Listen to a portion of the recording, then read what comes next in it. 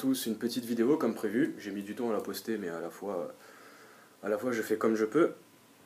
Donc une petite vidéo pour parler un petit peu de Karl Zero. On va parler un petit peu aussi de mon livre, sans trop entrer dans les détails. Et puis dans les bandes passantes en dessous, vous pourrez faire un petit tour de l'actualité. Donc voilà, tout simplement, on va attaquer Karl Zero. Alors c'est pas non plus méchant, hein. Je pense qu'il a vraiment l'impression de faire son travail, ce monsieur, mais on va quand même un petit peu démonter tout ce qu'il fait. Alors, Karl Zero nous a sorti un livre en février 2014, un livre intitulé Disparues, que sont-elles devenues, aux éditions de l'Archipel, si je me souviens bien.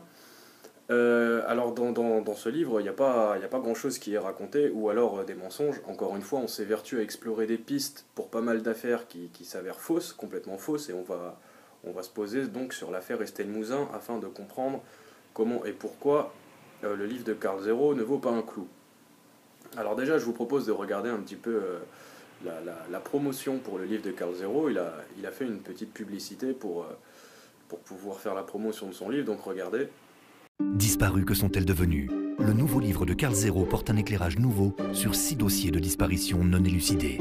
Estelle Mouzin, la petite Maddy, les oubliés de la 6, les disparus de Perpignan. Karl Zero livre son intime conviction.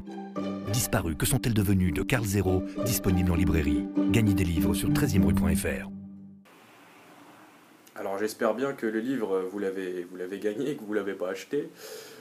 Donc Karl Zero, en février 2014, était l'invité de Jacques Pradel dans une émission sur RTL. Et sur cette radio, en une seule phrase, et je dis bien en une seule phrase, il prouve l'incompétence des médias mainstream, hein, j'entends bien, et la nullité de son livre. Donc on va partir sur l'affaire Estelle Mouzin, parce que c'est sur l'affaire Estelle Mouzin qu'il lâche cette petite phrase. Karl Zero nous explique que la seule piste qui n'est pas dans son livre, c'est celle qui parle de l'ancien compagnon de la mère d'Estelle Mouzin. Sauf que c'est bien lui qui a enlevé la petite, si vous voulez tout savoir. Donc on peut écarter cette hypothèse et écrire des centaines de pages sur le reste, ça vaut pas un clou.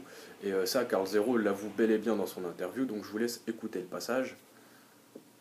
Alors, premier commentaire, Karl Zero. Alors, ce qui me vient en entendant la voix de Suzanne Mouzin, c'est bon, il y a une hypothèse dont je parle pas dans Disparu le livre, qui concerne quand même son compagnon. Alors, ça c'est jamais sorti, mais il faut le dire. La police l'a tourné un peu dans tous les sens. Le gars a beaucoup été entendu. Ce qui est curieux, c'est parce que le couple était séparé. Hein, le couple était séparé. Il s'agit pas d'Éric Mouzin, il s'agit du nouveau compagnon de cette femme. Oui. Et il faut savoir que cette femme est partie assez rapidement après pour vivre en Afrique du Sud. Il restera toujours la question de savoir si elle savait quelque chose et qu'elle a préféré changer de vie en refaisant sa vie. Dans ce cas-là, jetons le manteau de Noé, comme on dit. Mais voilà, donc pour faire court, la vérité n'est pas dans son bouquin. À quoi bon s'embêter à écrire des livres si c'est pour y raconter n'importe quoi? Il faut savoir qu'Estelle Mouzin a disparu donc le 9 janvier 2003 à Guermantes dans le 77, alors qu'elle était sur le retour de l'école. Alors l'école est à quelques centaines de mètres de l'ancien domicile de Suzanne Mouzin, la mère d'Estelle Mouzin, et les parents étant divorcés, le père vivait dans le 92. La mère était avec un nouveau compagnon, qui est bien celui qui a enlevé Estelle.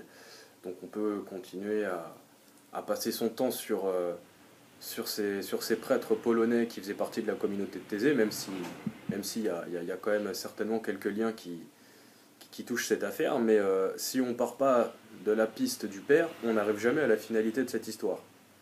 Et le sort donc qui a été réservé à Estelle Mouzin, puisque si on entend bien le témoignage des enforanches qui est complètement confirmé par plusieurs vérifications, Estelle Mouzin a bien fait partie d'un trafic de prostitution de mineurs et a été assassinée. Alors il y a tout dans cette histoire, hein, de la franc-maçonnerie, du procureur, de l'enlèvement, enfin c'est le dossier type. Donc Karl Zero nous dit n'importe quoi. Donc il ose aussi nous dire qu'il ne croit pas à tous ces gens qui s'évertuent sur Internet à crier au complot lorsqu'il y a réseau pédocriminel, mais s'il y a réseau et dissimulation de preuves, il y a bien complot quelque part. Donc il ne croit pas au mind control, il nous appelle les kékés. On va expliquer un petit peu pourquoi Karl Zero a le droit de parler un petit peu à la télévision, donc on le laisse faire ses émissions sur 13e rue, si je me souviens bien, et ses petites interventions radio. pour faire croire que le sujet pédocriminel et les sujets chauds sont couverts en fait à la télévision, sauf que c'est pas vraiment le cas, puisqu'encore une fois, on vous raconte n'importe quoi, on vous ment encore une fois. Donc Karl Zero a bien été choisi pour pouvoir parler de toutes ces affaires, hein. On peut parler de Zandvoort, il n'a rien dénoncé du tout, l'affaire était déjà connue, avait déjà éclaté et était déjà enterrée, donc il pouvait bien se permettre de faire un reportage sur cette affaire. Des reportages sur l'affaire Estelle Mouzin qui disent rien, qui n'explorent jamais les pistes et qui passent leur temps à ressasser des pistes complètement fausses, hein. Excusez-moi, je me répète, mais... Alors il faut savoir qu'il y a beaucoup de gens qui font un travail sur Internet. Avant, il y avait Pédopolis qui était la plus grosse base de données, le plus gros site de référencement en ce qui concernait la pédocriminalité, ce qui concernait le MK Ultra, le mind control, les abus rituels, le satanisme aussi. Donc aujourd'hui, le site est piraté, hein. Il a été piraté il y a 1 an, donc il n'est plus vraiment d'actualité, mais vous pouvez encore vous rendre sur une sauvegarde du site Pédopolis et vous rendre compte du fabuleux travail qui était posté dessus chaque jour. Vous avez Wanted Pédo aujourd'hui, il y a le site de Don Debamos qui pour moi est loin devant tout le monde au niveau de l'information et de la manière dont sont traités les sujets sur la pédocriminalité, les enlèvements, etc. Enfin tout ce qui entoure le sujet pédocriminel. Il y a nous, bon, il y a Jacques Thomé aussi qui a fait un fabuleux travail. Enfin, il y a beaucoup de gens qui parlent sur Internet. Donc pour éviter que le français lambda s'émancipe et décide de quitter la télévision pour pouvoir ensuite se poser sur Internet et y prendre de vraies informations, il fallait bien quelqu'un pour nous faire croire que les sujets chauds étaient traités.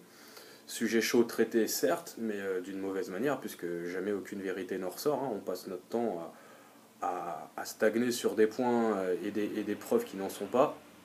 Donc au final, aucune vérité n'est dite. Alors il faudra bien m'expliquer pourquoi Karl Zero s'emmerde à écrire des livres si c'est pour nous raconter n'importe quoi. Ben, c'est bien la preuve que tout simplement, il fallait quelque chose pour couvrir certains sujets. Moi je vous le dis, hein, dans le livre, il n'y a rien du tout. Hein, que ce soit pour Zandvoort, Estelle Mouzin, Madi McCann, enfin il n'y a absolument rien du tout. Alors Karl Zero a aussi été aidé par Laurent Fabius lorsque sa place était menacée à Canal+. Laurent Fabius et Nicolas Sarkozy. Déjà c'est signé. Bon, je vous ai expliqué qu'il ne croyait pas à tout ce qui était mind control.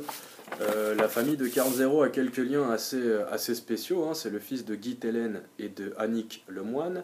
Annick Lemoine qui était donc auteur de livres chez les éditions Ramsay, qui est une boîte d'édition qui avait des liens avec Régine Deforge. Alors Régine Deforge, c'est l'auteur de La bicyclette bleue, et son fils, Frank Spengler, est devenu patron des éditions Ramsay de 89 à 1992.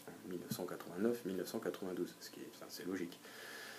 Alors, Régine Deforge, elle a l'air pas mal obsédée par le sexe, hein, et puis les éditions Ramsay, de toute façon, ont un lourd passé à ce niveau-là. Régine Deforge a publié des livres et des tableaux photographiques mettant en scène des enfants nus, dans des positions complètement obscènes. Elle publie également Contes pervers, parmi d'autres romans érotiques, hein, et la couverture du livre est assez parlante. Donc je vous laisse vérifier. Voilà. Donc voilà, Karl Zero. Karl Zero, il est juste zéro pointé. Je n'irai pas jusqu'à dire que c'est un escroc. Peut-être qu'il fait son travail honnêtement. Peut-être qu'il a l'impression de faire un vrai boulot, mais rien n'est dit. On nous ment, on nous raconte n'importe quoi. Autant sur l'affaire Estelle Mouzin qu'autant sur toutes les autres affaires qu'il traite habituellement, hein. Je vous laisserai regarder ces reportages. Si une seule personne me dit qu'à la fin du reportage, il a enfin compris ce qui s'était passé, et donc la vérité et la finalité des affaires qui sont traitées au travers de ces reportages, eh bien, écoutez, je veux bien me couper un bras. Sauf qu'il n'y a rien de tout ça, que c'est nul et que c'est vide de sens.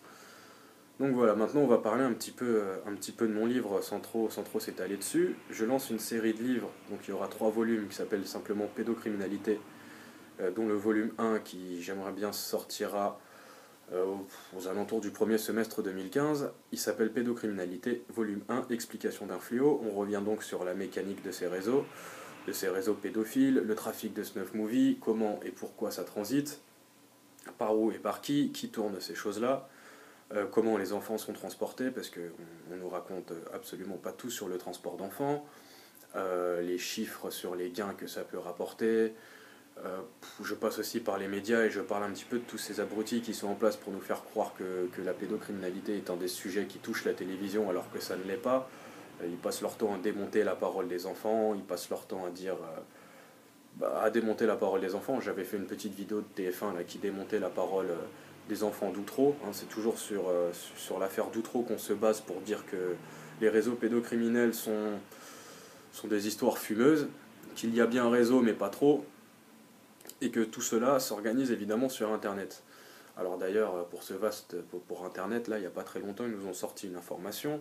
En Angleterre, un vaste coup de filet aurait été mené, et 660 personnes auraient été entendues et arrêtées suite à leur implication dans un réseau de prostitution de mineurs. Sauf qu'en fait, c'est pas le cas, ce sont des internautes qui échangent des photos sur Internet. Alors c'est bien de mettre à mal un réseau qui sévit sur Internet, sauf que derrière Internet, il y a aussi une vie. Et si vidéo et photo il y a donc des protagonistes. Sauf que ces protagonistes ne sont jamais arrêtés. Et le Parisien fait un lien avec l'affaire Jimmy Savile, histoire de nous faire croire que l'affaire Jimmy Savile et l'affaire des députés anglais qui sont impliqués dans un réseau de prostitution de mineurs est arrêté, et puis que ces gens-là sont enfin condamnés. Sauf que c'est pas le cas. Dans l'article qui parle de ce vaste coup de filet dans lequel 660 personnes ont été arrêtées, on parle bien d'internautes et pas de députés, pas de politiciens. On parle pas de tout ça. Hein. Donc, encore une fois, on vous a raconté n'importe quoi. C'est étonnant ça. Donc le livre, pour revenir un petit peu à mon sujet, traitera donc de tout ce qui englobe la pédocriminalité. Hein. Ça s'appelle bien Explication d'un fléau et pas Explication des affaires pédocriminelles. Donc je reviens sur certaines affaires, j'explique comment ça fonctionne et comment ont pu transiter les enfants, comment a pu s'organiser un réseau de vente de snuff movie, de prostitution d'enfants et de crimes rituels. Alors qu'on est à l'heure d'une société qui est ultra surveillée, hein, je vous le rappelle, hein, on arrive à détecter des gens dans des manifestations. Alors comment se fait-il que des enfants puissent passer des frontières et se retrouver assassinés à des centaines de kilomètres de leur enlèvement, des centaines voire des milliers de kilomètres. Donc je reviens sur l'affaire Estelle Mouzin, il y aura un petit peu d'amis de Lisa. Alors il y a certains passages que je dois faire valider par quelques personnes parce que je ne suis pas certain que ces personnes soient d'accord pour que je publie certaines histoires, donc je vais quand même le faire relire et j'attendrai leur aval. Notamment à certains de mes contacts à qui je ne vole pas d'informations, c'est des informations qu'on a travaillées tous ensemble, mais afin de mettre tout le monde d'accord, je vais quand même proposer aux gens de valider ou non le projet. Mais le livre sortira en tout et pour tout. Hein. S'il faut censurer et puis cacher quelques noms, je le ferai, c'est pas un problème, mais le livre sortira, c'est une certitude. Donc j'aimerais bien voir avec quelques maisons d'édition, j'ai une piste, si certains en ont d'autres à me proposer, je suis preneur, à savoir que ce livre, j'aimerais qu'il sorte avec un complément, dans lequel il y aura une explication sur l'affaire Marion Wagon. Donc pour reparler encore une fois du livre, Estelle Mouzin, amie de Lisa, très peu de Marc Dutroux et de Zandvoort parce que je trouve que le sujet a été largement épuisé. L'affaire d'Outreau, un petit peu de Marion Wagon, l'affaire de Véronique Liègre, Cholet donc, le réseau pédophile d'Angers.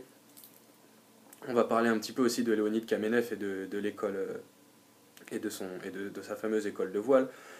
C'est pas la première et dernière histoire dans laquelle on sait qu'il y a des gens importants, surtout lorsqu'il y a une école de voile. Alors ça c'est complètement fou, hein, avec des ministres impliqués dans une affaire assez sordide dans le Var, dans laquelle une école de voile est encore impliquée. Il y a de la drogue, un réseau sataniste.